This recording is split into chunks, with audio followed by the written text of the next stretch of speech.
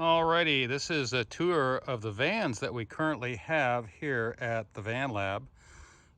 This is one of my old faithful, old trusty vans that I've driven around the country a few times. Actually 3 to be exact. It was 3 trips basically from California, LA, Minnesota, Texas. Not east of the Mississippi, but a whole lot of times around California also. Just a very trusty van that we bought up in Washington with the help of Cookie Crispy for I think $1,000, and we didn't really do a whole lot to it. The engine was rebuilt some time ago. We found a tag on the side of that engine, but it was like 60 over.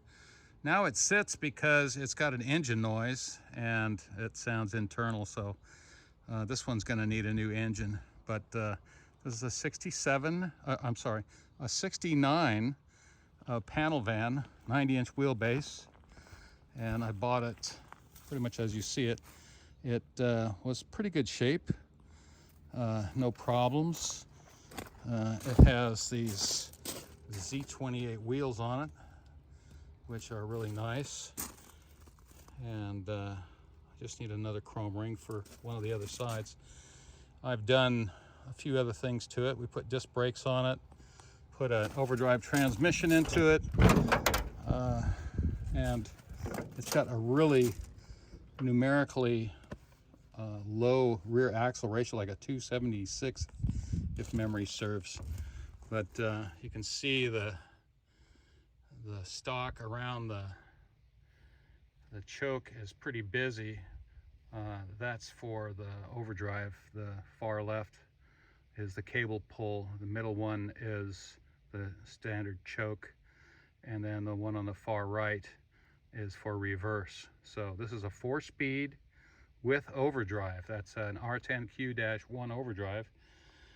And what you do when you get it into top gear is you flip that switch and pull that faded red lever and then let off the gas, and you'll feel it clunk into overdrive and you are off and running.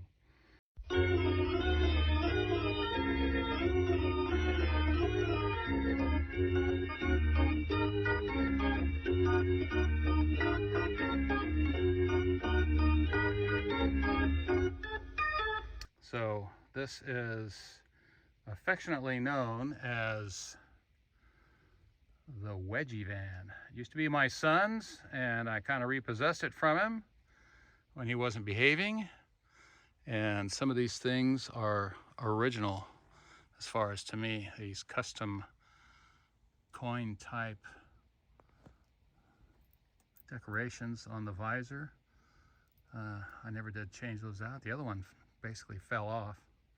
So anyway, there she sits waiting for an engine. I'll probably take the rear axle out and replace with a 308.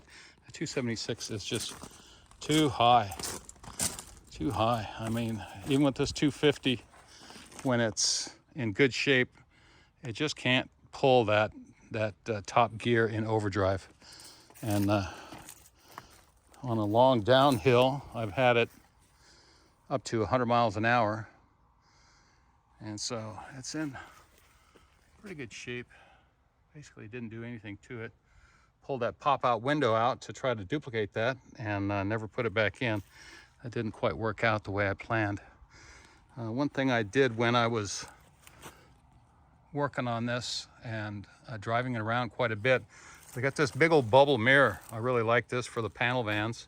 Helps you see around this blind spot really good. I think that's like a 10-inch bubble mirror. Comes in real handy for seeing what you're doing. So there it is. There's the WedgieVan. Deserves a little bit of work. It's got a big Bondo spot on the top. I don't know if you can see that. But it's in pretty good shape. There it is. The WedgieVan. 69. 90-inch wheelbase and